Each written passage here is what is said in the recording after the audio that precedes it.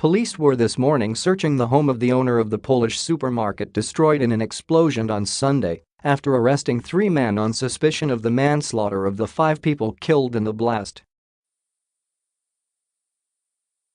Officers were seen inside and outside the house of Aram Kurd, 33, a mile from the scene of the blast, hours after they revealed 3 men in their 30s had been arrested. Police stationed outside the property refused to say what they were looking for at the house or whether Mr. Kurd was one of the men arrested. None of the house's residents were present during the search. Mr. Kurd, who describes himself on social media as a security worker and translator, was working in the shop at the time of the explosion and later told how he was trapped in the rubble narrowly avoiding serious injury. The explosion and subsequent fire destroyed the Zabka Polish supermarket and a flat above it, killing Mary Rageber, 46, her sons Shane, 18, and Sean, 17, Shane's girlfriend Lirik, 18, and 22-year-old shop worker Victor Rijeljavleva.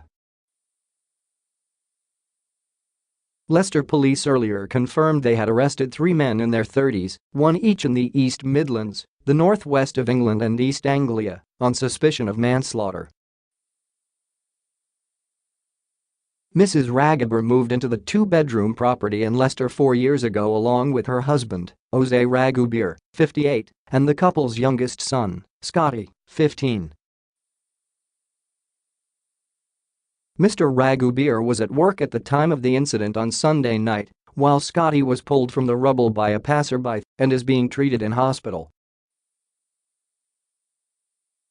All 5 victims will officially remain missing until formal identifications take place.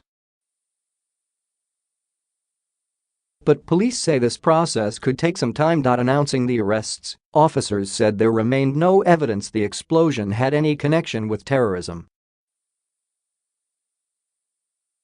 No further details will be released about these individuals at this stage. We acknowledge that the terrible events of Sunday night in Hinckley Road have attracted significant public, political and media interest, the police statement said.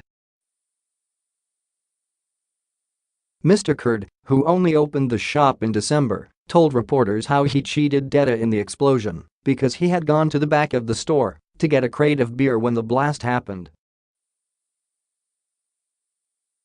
His colleague Rijeljavleva had remained at the till. He described how he heard a loud bang and found himself thrown several feet before being trapped in rubble.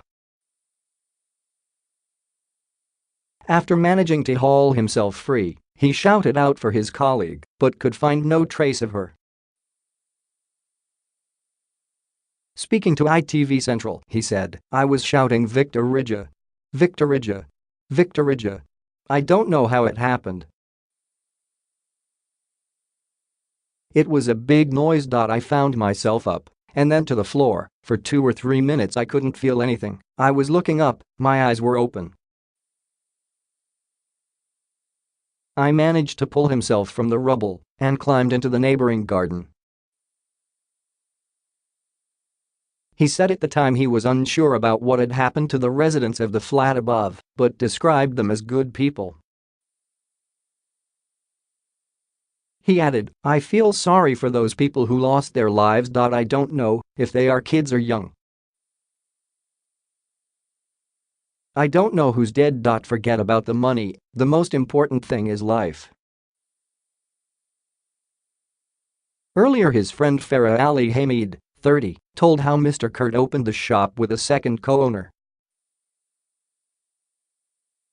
"It's such a tragedy," he said. "I came here hoping to help, but because of the cordon I can't do much.